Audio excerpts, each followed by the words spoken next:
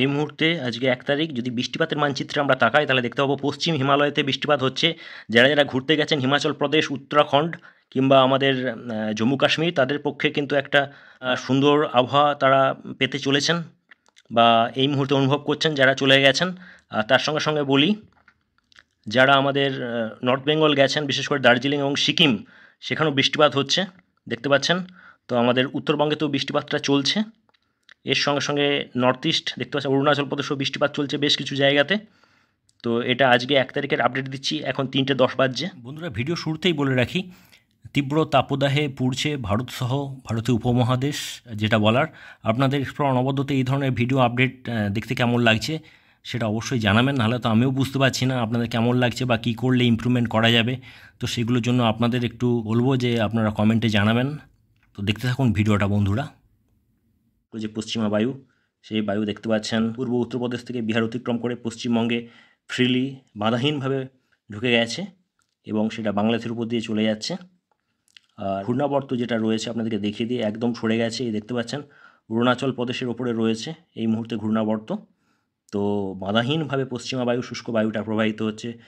শুধু দক্ষিণবঙ্গ না, এই মুহূর্তে উত্তরবঙ্গেরও বেশ ৩-৪টি জেলাকে গ্রাস করে নিয়েছে।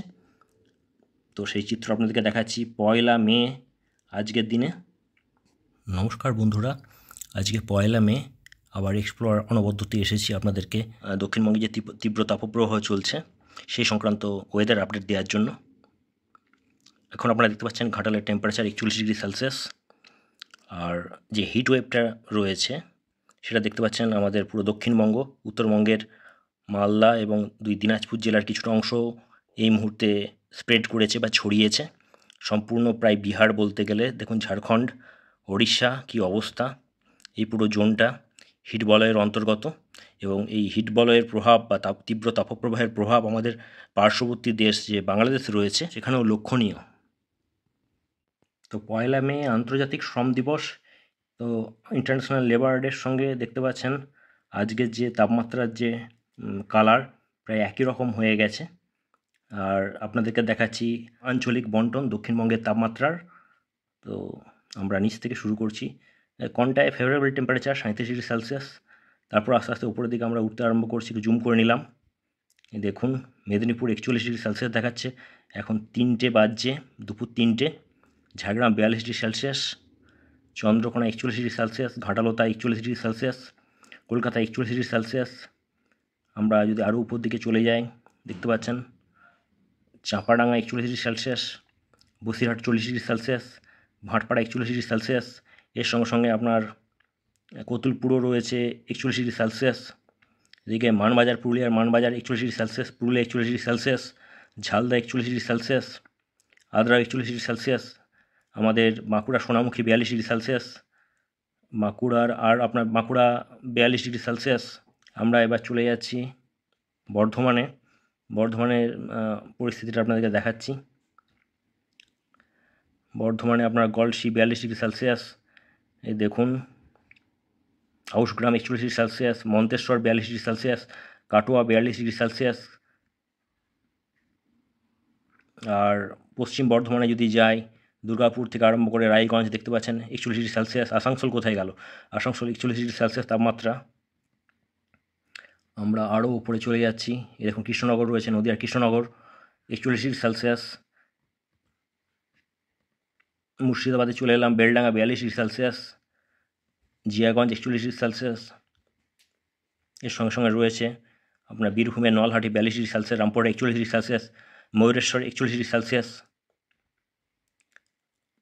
এরপর আমরা চলে যাচ্ছি মালদহে দেখতে পাচ্ছেন মালদহ এই তীব্র যে তাপপ্রবাহ তার মধ্যে অন্তর্ভুক্ত হয়ে গেছে। তো কালিয়াচক ৪১°C, ওল্ড মালদা ৪১°C, তারপর আপনার রতুয়া ৪১°C। আরও উপরে আমরা চলে যাচ্ছি চাঁচল ৪১°C। দেখুন রায়গঞ্জ এই মুহূর্তে উত্তর দিনাজপুর সেখানে ৪১°C চলছে। গঙ্গারামপুরও ৪১°C, এটা দক্ষিণ দিনাজপুরে রয়েছে। তীব্র তাপমাত্রাজনিত তাপপ্রবাহ চলছে। ১ তারিখ মোটামুটিভাবে আমাদের সাবকন্টিনেন্টে কী ধরনের দেখতে পাচ্ছেন বায়ুপ্রবাহ চলছে তার ম্যাপটা তুলে ধরছি। তো এখানেও স্পষ্ট হচ্ছে, দেখুন পশ্চিমা বায়ুটা পুরোপুরি আমাদের পশ্চিম দিকে যে রাজ্যগুলো রয়েছে বিহার কিংবা ঝাড়খণ্ড সেখান দিয়ে পশ্চিমবঙ্গ হয়ে একদম বাংলাদেশে ঢুকে যাচ্ছে। তার মানে দেখতে পাচ্ছেন যে আমাদের যে ঘূর্ণাবর্তটা ছিল সেটা আরও ইস্টে, আরও পূর্ব দিকে সরে গেছে। এই দেখুন রিয়েল টাইম বায়ুপ্রবাহ মানচিত্র, সেটাও তুলে ধরছি। একটু জুম করলে আপনারা আরও বিষয়টা আরও ভালো আপনাদেরকে দেখাতে পারবো। জুম করে নিচ্ছি। এই দেখুন কলকাতাতে এখন পশ্চিম দিক থেকে যে বায়ুটা প্রবাহিত হচ্ছে তার উইন্ড ভেলোসিটি হচ্ছে 8 কিলোমিটার/আওয়ার। এই ধরনের তাপপ্রবাহের জন্য দায়ী যে মেন কালপ্রিট, সেই জলীয়বাষ্পের যদি কথা বলি তাহলে দেখতে পাচ্ছেন এখন শুধুমাত্র পশ্চিমবঙ্গের উত্তর দিক বাদ দিলে প্রায় পুরো পশ্চিমবঙ্গই, আর তার সঙ্গে সঙ্গে প্রায় পুরো বাংলাদেশ, যেখানে দেখা যাচ্ছে যে 20%-এর নিচে চলে গেছে আপেক্ষিক আর্দ্রতা, যেটা আমরা বলি। তো হিউমিডিটি ভয়ঙ্করভাবে কমে গেছে, আর তার ফলে পুরো অংশটা তীব্র দহনে পুড়ে যাচ্ছে। এই সূর্যের তীব্র যে রৌদ্র করজ্জ্বল আবহাওয়াতে পুরো এই অংশটা পুড়ছে বন্ধুরা। আর দেখতে পাচ্ছেন বাংলাদেশেও এই গ্রাসেতে চলে এসেছে, প্রায় পুরো বাংলাদেশেতেও রীতিমতোভাবে হ্রাস পেয়ে গেছে আপনার হিউমিডিটি। আর দেখতে গেলে দেখুন আরও পূর্ব দিকে সরে গেছে, যেখানে হিউমিডিটির পার্সেন্টেজটা প্রায় 50%-এর কাছাকাছি দেখতে পাচ্ছেন। এই অংশটা উত্তর পূর্ব ভারতের একদম পূর্ব দিকে চলে গেছে। আর পুরো ভারত বলতে গেলে যে মেনল্যান্ড দেখতে পাচ্ছেন হিউমিডিটি এই মুহূর্তে ভয়ঙ্করভাবে হ্রাস পেয়ে গেছে, কমে গেছে। আর তার ফল যেটা যে তীব্র তাপদাহ, সেটা কিন্তু আজ 5-6 দিন ধরে বজায় রয়েছে, এবং আরও মনে করা হচ্ছে যে 2-3 দিন আরও সেটা সাস্টেন করবে, বজায় থাকবে। বন্ধুদের উদ্দেশ্যে যেটা বলার, দেখুন আইএমডি তার যে ওয়ার্নিং, সে সিভিয়ার ওয়েদার কন্ডিশন, সেটা কিন্তু বজায় রেখেছে। আর ভিডিওটা এখানেই শেষ করব।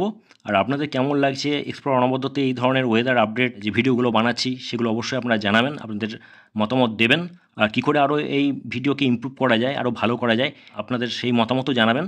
তো আপাতত এই তীব্র দহন থেকে আরও 2-3 দিন কোনো তো উল্লেখযোগ্য পরিমাণ কিছু দেখতে পাচ্ছি না স্যাটেলাইট ম্যাপ থেকে। তার মানে এই ধরনের হিটওয়েভ কন্ডিশনই বজায় থাকবে আরও 2-3 দিন। তো আমরা তো ভিডিও বানাচ্ছি, আপনারা আমাদের পাশে থাকবেন, চ্যানেলটা একটু সাবস্ক্রাইব করবেন, বারবার যেটা বলার, আমাদের একটু উৎসাহিত করবেন আর আপনাদের মতামত জানাবেন। আপাতত রাখছি, টাটা।